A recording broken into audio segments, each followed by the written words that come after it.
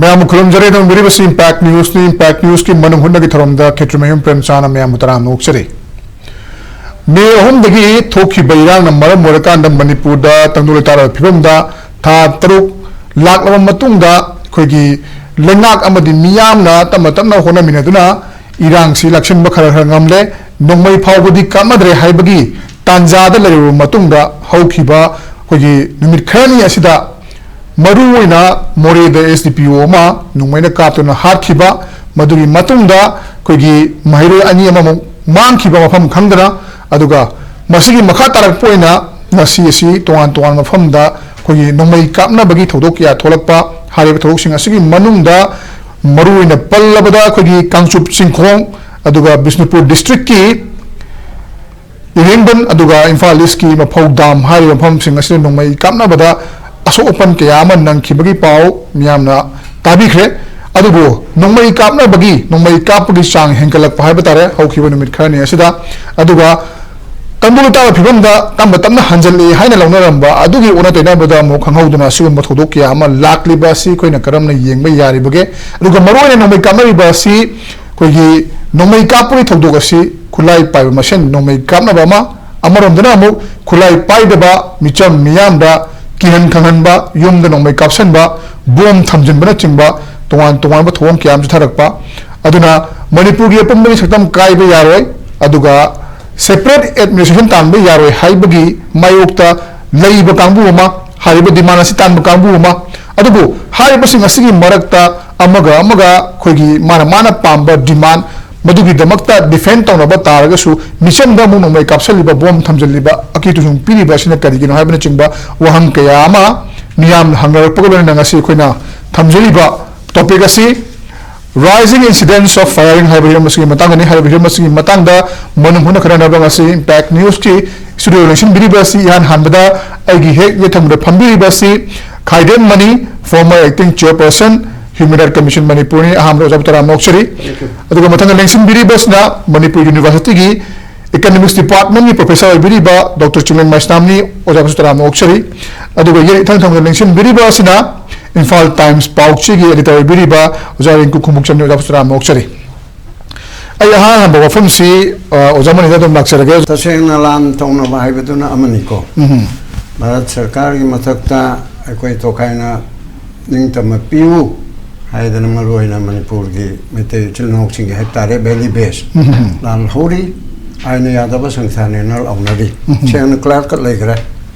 अदगी सोमदा कुकी चिलनोक्सिंगी कुकी लोइना मंगनते कोइना हारिफे कुकी लमेन मतो हेनबा मपानी संगपा सोकोल नार्को टेररिस्ट सोकोल बनते नार्को टेररिस्ट आइना कोइना लाउरिपसे मरम चाना लेरिमी सिगुम्बा मपानी की संगपा अदुगा मनुंगदा हाना लेरमबदसु अखोइगे लालौबा भारत सरकार का मणिपुर सरकार वारी सन्नगनी हाइदना सु तौदना अदुगी चेयरमैन बाबा मपानदगी चंगपा मिन ओइरेगा हाइदना लेरिबु मैमसे मसीना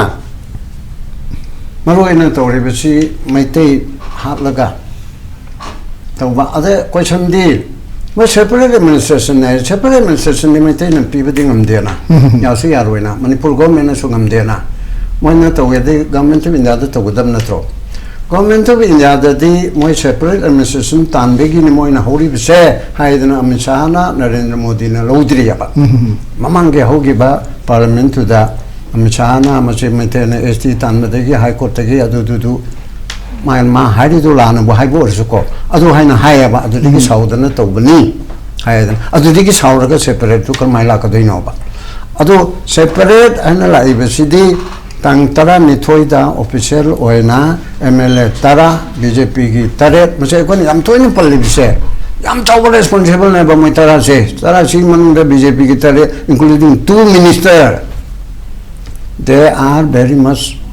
public servant ने कॉन्स्टिट्यूशन की मखादा constitution protect tongna na bana mayam digi mathukta mantri ani do aduna hen more responsible na ba aduga atopa party ani ge ama independent ama toraga moitara na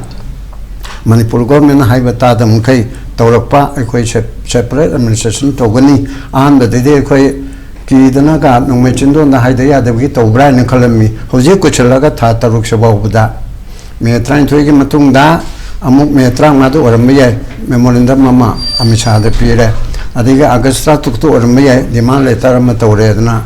crore changna piu chief secretary amaga DGP amaga piu ka haidana la lobna ga haiga da ba aduge londa zo ekhoi de ekhoi ge government thaje de Narendra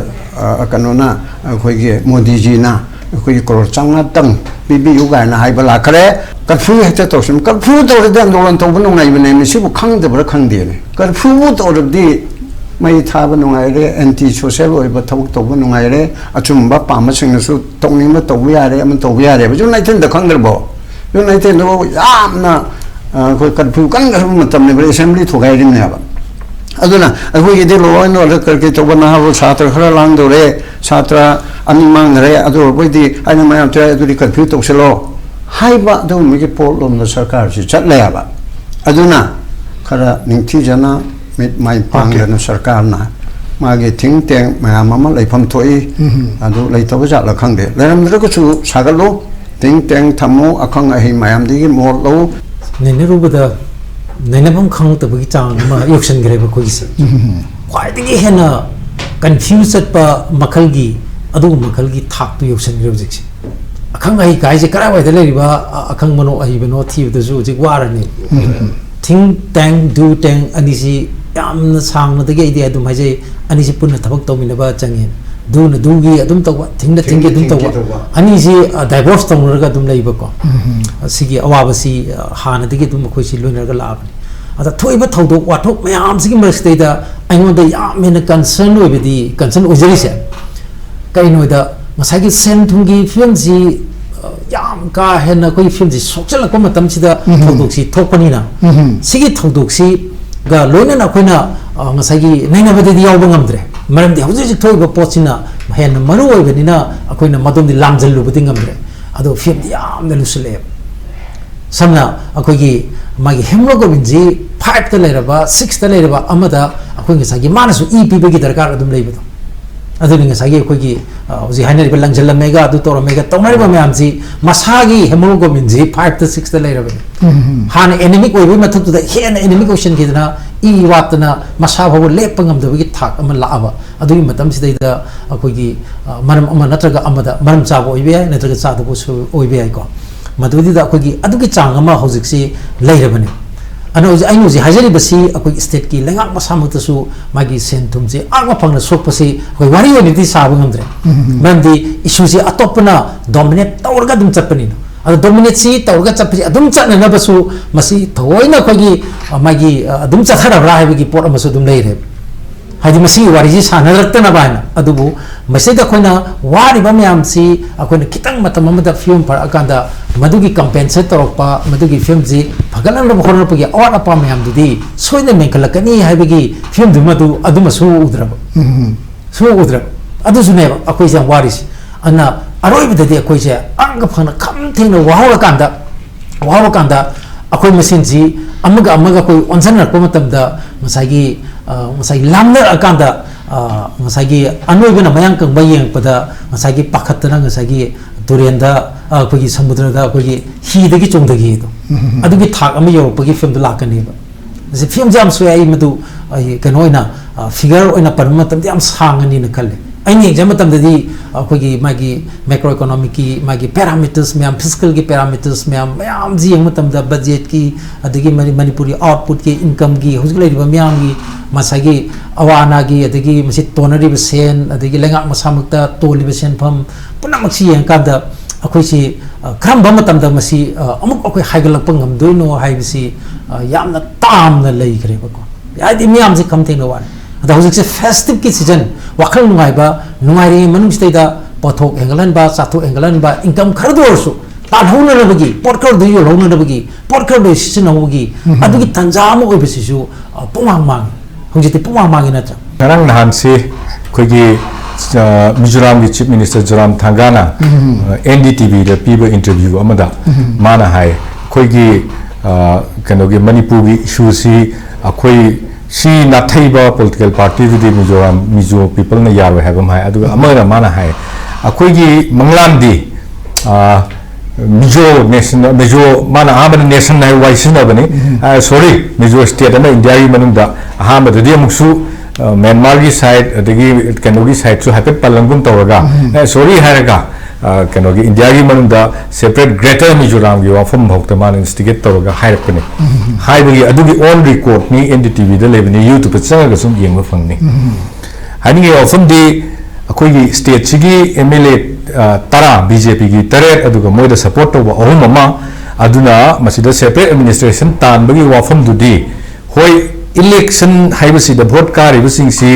अखोई माई candidate सिंगदुना sometimes मागी vote काननब होनब मतमदा मोइद weakness नोम ले कईगुम से प्रेशर ग्रुप खंदे नत्रगना प्रेशर ग्रुप इन सेंस खुलाई पाइबो होबे पाइदबो होबे मणिपुर दी प्रेशर ग्रुप त खुलाई पाइबसु दम पंगै मरै इशू गायना पंतो दुसु तंगनबनिना मखोइना मखोइगी यानबो होनबदा मखोइना नमदना तौबदा हायहनबने हायमना खंदोगा भोग लैरसी